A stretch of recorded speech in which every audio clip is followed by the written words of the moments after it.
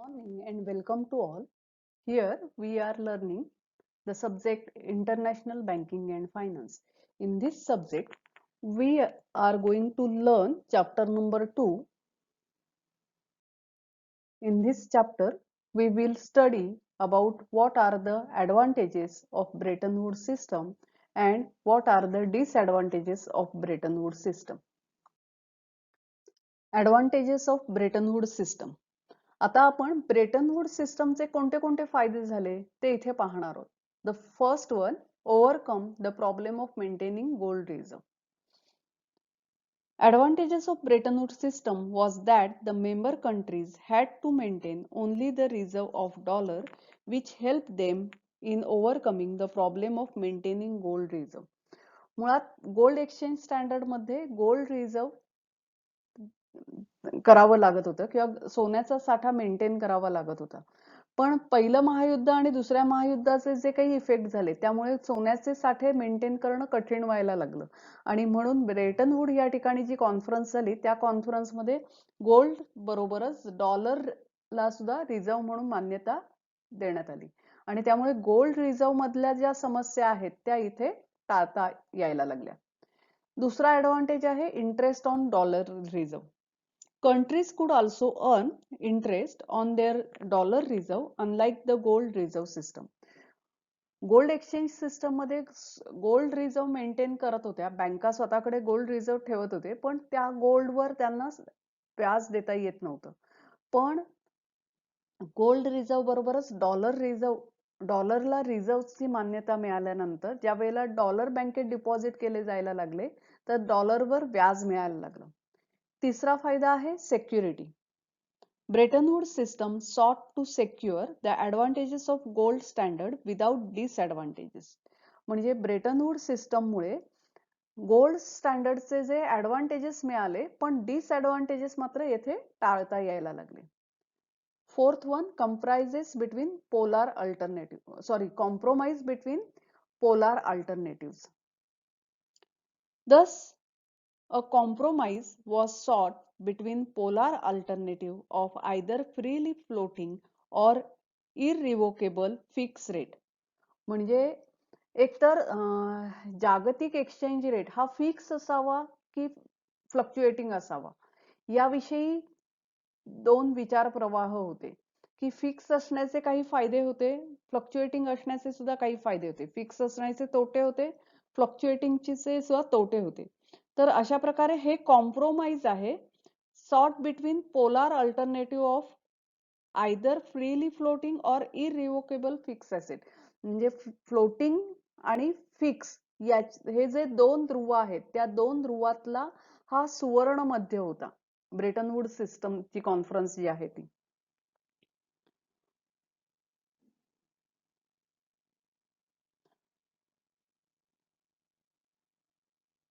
irrevocable fixed asset, an arrangement might gain advantages of both without suffering disadvantages of either while retaining right to reserve currency value on occasion as a currency warranted. म्हणजे या system या कॉन्फरन्समुळे gold exchange स्टँडर्डचे जे disadvantages आहेत ते टाळता यायला लागले आणि जे फायदे होते त्याचा फायदा घेता यायला लागला. पाचवा आहे discipline. Gold standard impose monetary discipline on countries involve. म्हणजे ब्रेटन वूड्स सिस्टममुळे गोल्ड स्टँडर्ड सिस्टममुळे सुद्धा मॉनेटरी डिसिप्लिन आली, पण मुळात दोन महायुद्ध जी झाली त्यामुळे जी डिसिप्लिन कमी व्हायला लागली होती ती डिसिप्लिन या ब्रेटन वूड्स सिस्टमच्या कॉन्फरन्समुळे निर्माण झाली. 6 वन आहे रेड्युसेस रिस्क ऑफ ट्रेडिंग.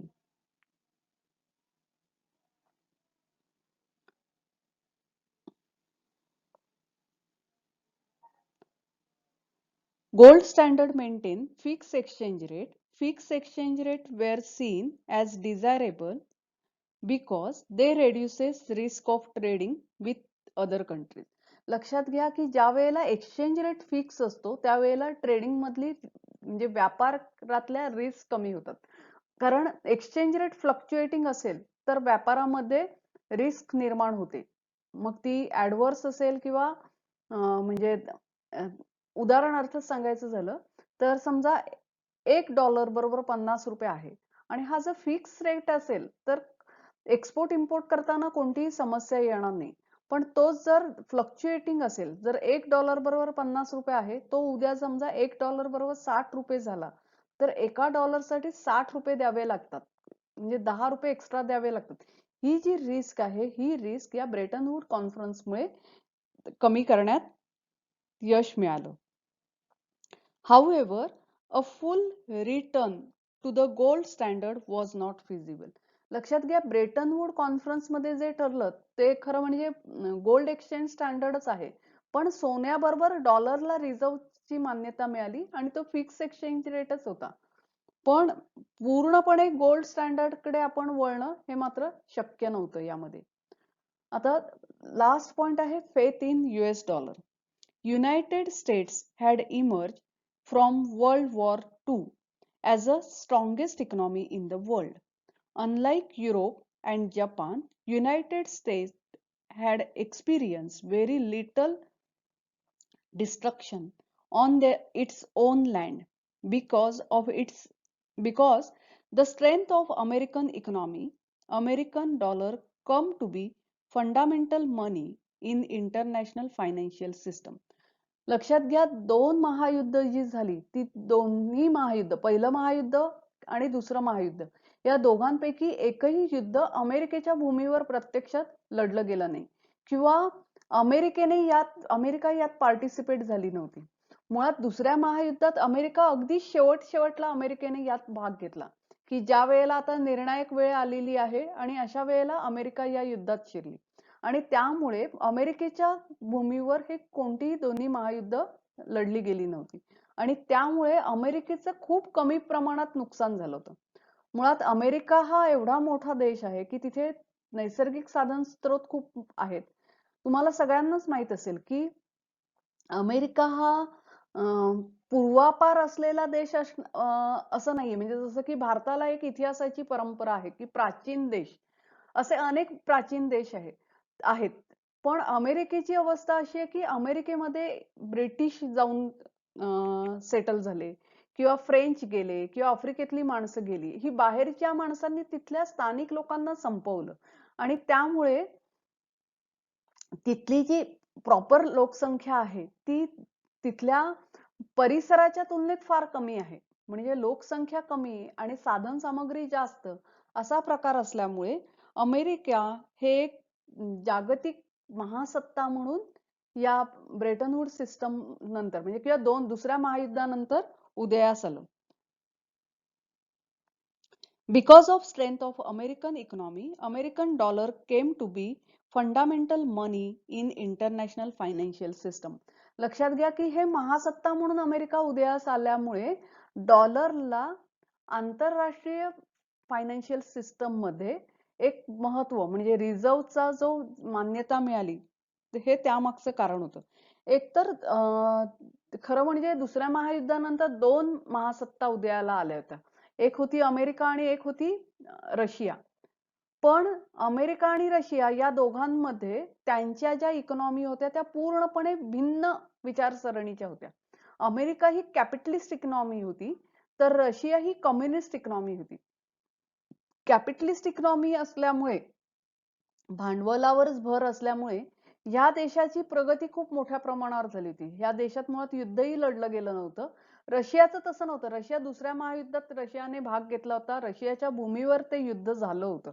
त्यामुळे पण तरी सुद्धा रशिया सुद्धा महासत्ता म्हणून हळूहळू उदयाला यायला लागली, पण तरी अमेरिकेचं वर्चस्व जास्त होतं आणि त्यामुळे अमेरिकन डॉलरला एक रिझर्व्ह ॲसेट म्हणून मान्यता देण्यात आली. It took over the role that gold had played under the gold standard and was called reserve currency. लक्षात घ्या, गोल्ड स्टँडर्ड सिस्टम मध्ये सोन्याने जो रोल प्ले केलेला होता तोच रोल US डॉलर प्ले करायला लागला आणि US डॉलरला रिझर्व्ह करन्सी म्हणून मान्यता मिळाली. But to provide faith in American dollar, it was linked to gold at rate of $35 per ounce of gold.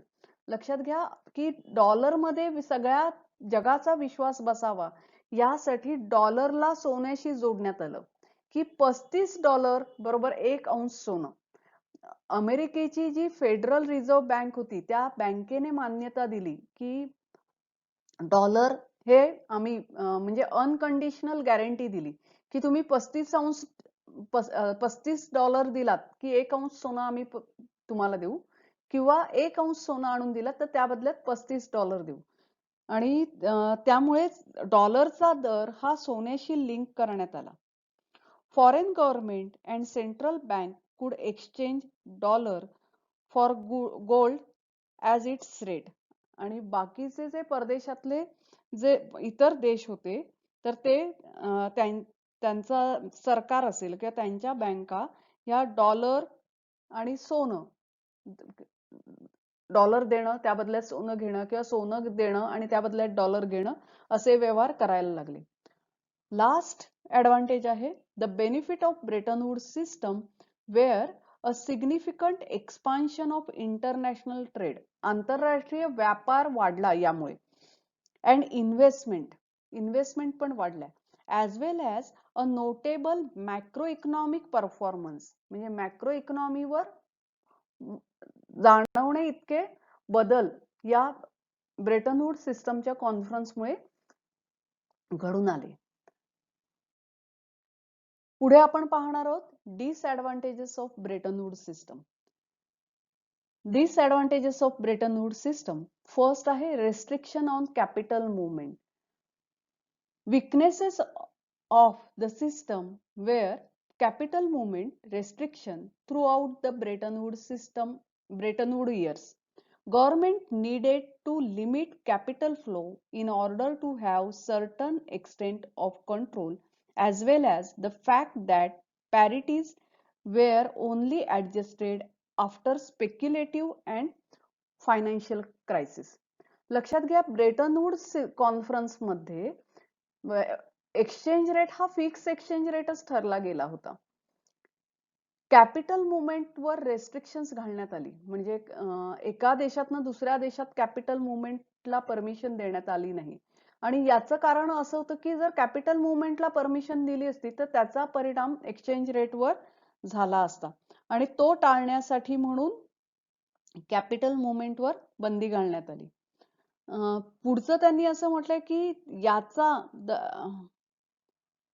certain extent control as well as fact that parities were only adjusted. parity म्हणजे आपण कालच अर्थ बघितला की एखाद्या देशाशी म्हणजे डॉलरशी एखाद्या देशाच्या करन्सीचा दर फिक्स करणं याला आपण पेगिंग म्हणतो. म्हणजे डॉलरला रिझर्व्ह ॲसेट म्हणून मान्यता मिळाली.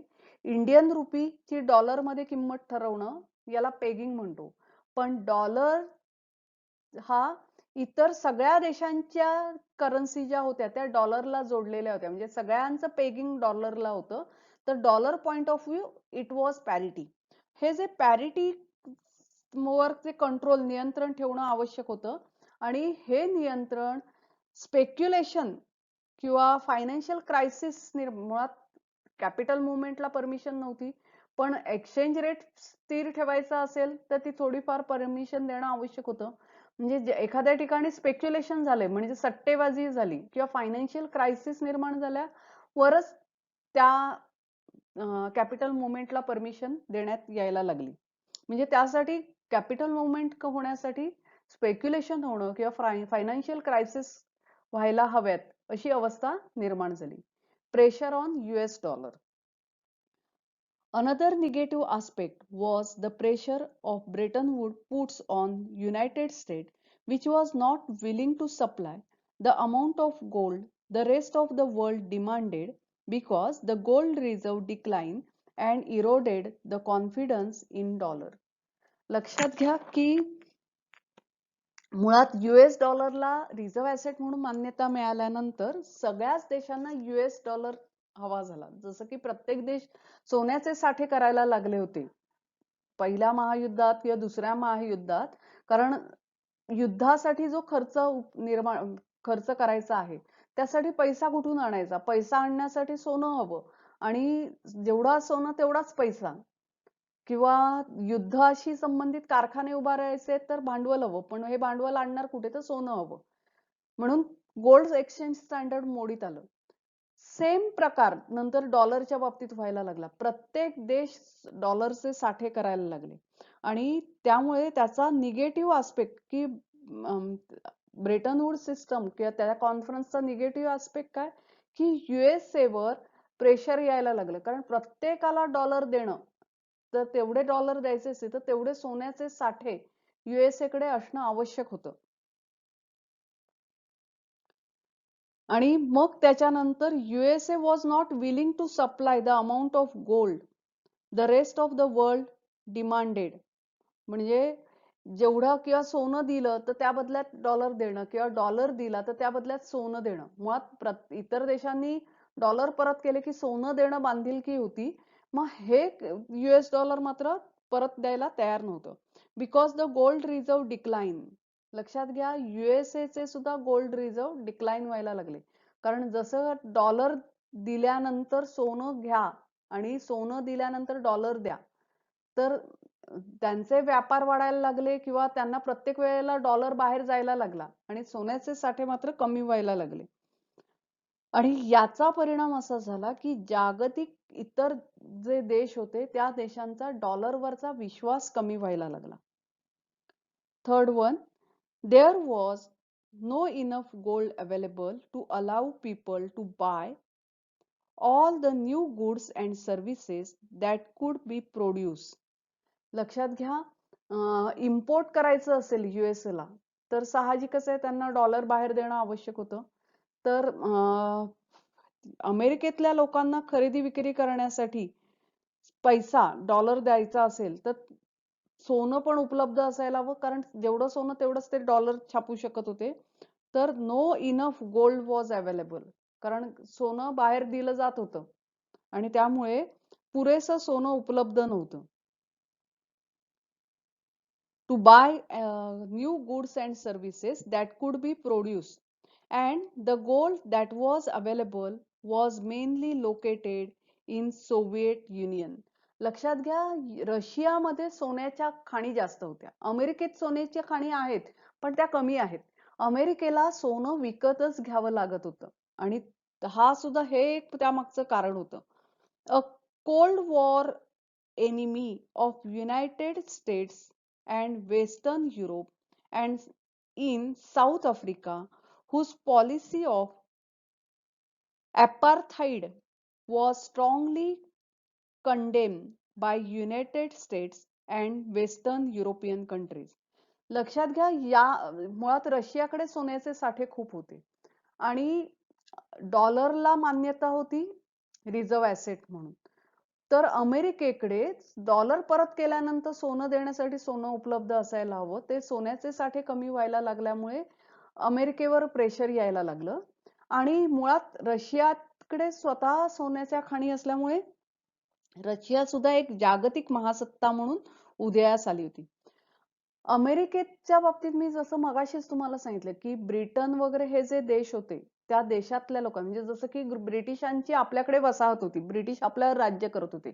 अगदी एक साधं उदाहरण सांगायचं झालं तर 18व्या शतकात ज्या वेळेला बिहारमध्ये दुष्काळ पडला होता आणि हा दुष्काळ जवळजवळ एक 4-5 वर्ष होता, तिथे पाऊसच पडला नव्हता. मग त्यावेळेला जे लोक उपाशी होते, ज्यांना अजिबात रोजगाराची काही साधनं नव्हती, अशा लोकांना ब्रिटिशांनी गलबतात भरलं आणि नेऊन अमेरिकेत त्यांना गुलाम म्हणून वापरलं.